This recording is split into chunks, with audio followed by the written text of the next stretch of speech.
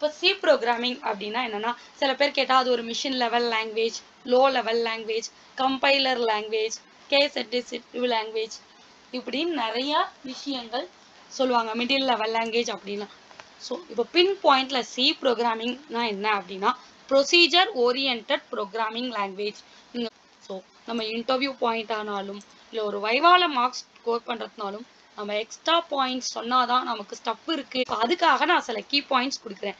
What is procedure? இப்போ ப்ரொசீஜர்னா நம்ம school படித்தாலும் சரி, காலேஜ் நீங்கள் என்ன படிக்கிறதா இருந்தாலும் இதுதான் முதல் ஸ்டெப்பு, இது செகண்ட் ஸ்டெப்புன்னு அந்த ஸ்டெப் பை ஸ்டெப் ரூல்ஸ் எழுதுவோம்ல, அதுதான் ப்ரொசீஜர்.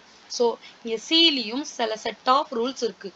ஃபார் எக்ஸாம்பிளுக்கு first variable must declare before அப்படின்னு போட்டிருக்கோம். ஸோ இப்போ இந்த ப்ரோக்ராமில் 2 நம்பரை ஆட் பண்ண போகிறோம்.